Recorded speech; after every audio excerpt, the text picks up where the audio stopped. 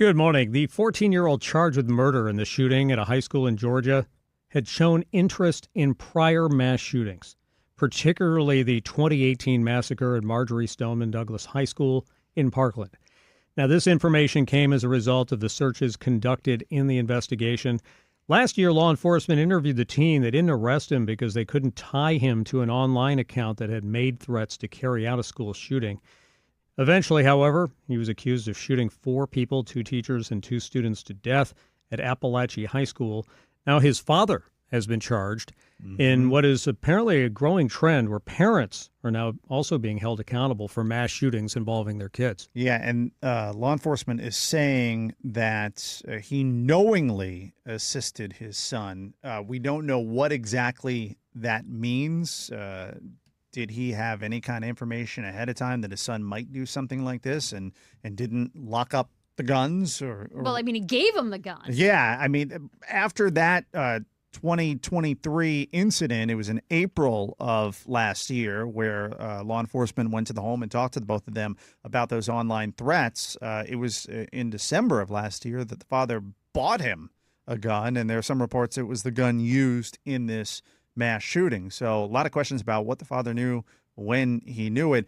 And I'm curious to see what evidence they have. I think the involuntary manslaughter, that one probably is going to be a layup. That was what the parents in Michigan were charged with.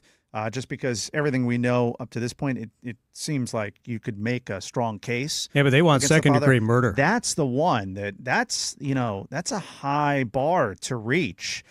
Even if you think, this father's responsible and should go away for the rest of his life and all of that, you got to prove that beyond a reasonable doubt, and that's a whole different standard. So I'll be fascinated to see what they have learned over the course of the past couple of days. And what's with this kid being obsessed with what happened at Parkland? Yeah. That's pretty sick, if that's true. Right. You've got that.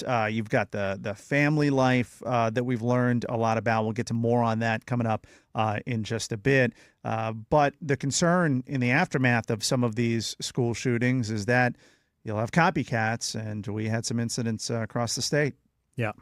A 16-year-old boy arrested for threatening a mass shooting at George Jenkins High School in Lakeland, according to the Polk Sheriff's Office. A Jackson suicide prevention line received a call from the teen who told officials he was going to hurt himself and then shoot the school. They were able to track and ping his phone to the high school. They found him in a weight room, but they didn't find any guns. But Sheriff Grady Judd says he's just gone from a football player to a lockup. Yeah, and we had an incident in Hillsborough County, 15-year-old arrested for making an online threat against her high school. She posted on Snapchat, "Okay, I'm going to shoot the school up." Now, law enforcement doesn't think she had access to any weapons, but she's been hit with charges. I believe there was an incident in Broward in South Florida as well. So a couple here in the state of Florida, and there was one in Georgia the other day, like right after that school shooting, and that was in a town that wasn't very far from where the shooting actually happened. So such a foolish thing to do, especially after what happened in Georgia. And kids are going to have to realize that law enforcement's paying even more attention to these things now. They're watching social media accounts. Like in this case, this was a suicide prevention line, and they track that phone based on the technology they have when they receive those calls. So if kids think they're going to get away with just saying these things casually, they're going to pay a serious price. And you can't take a chance because you just don't know which one of them is it's going to be serious. Yeah, like they went and investigated this one, and it turned out to be serious. Right. Exactly. So 5 of Florida's Democratic lawmakers in Congress are demanding a formal investigation into plans to build golf courses, hotels, and pickleball at 9 state parks. I just love the fact that we got this story, this topic in yet again because Dana's so over it. It's great. Well, it's not going to end anytime soon, Dana. Why? I hate to tell you. We're because cover it every step of the way. It's going to keep on going. Because now the governor's not going to release the documents. Yeah. There's going to be a fuss about that. Anyway, so this letter was addressed to the governor and then the state's chief inspector general. He's in charge of investigating fraud and malfeasance in government. They want an independent investigation into what state procedures were violated and what private parties lobbied for and stood to gain from these projects on public land. I feel like this is all we do in this country these days: investigations.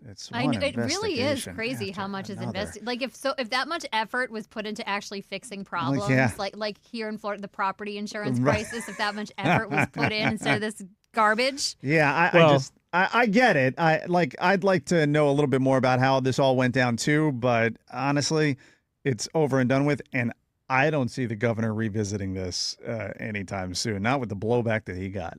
Well, we'll see. I mean, you got congressmen like Debbie Wasserman Schultz, Kathy Castor, Maxwell Frost. Yeah. They think that there's something more going on here than just putting in pickleball. They think this was the beginning of a plan, a larger, sort of bigger picture plan to privatize the public parks, and they want to know if there was any lobbying going on. We already know that the governor met with a group that wanted to build the golf courses at Jonathan Dickinson Park, and lo and behold, that was part of this plan.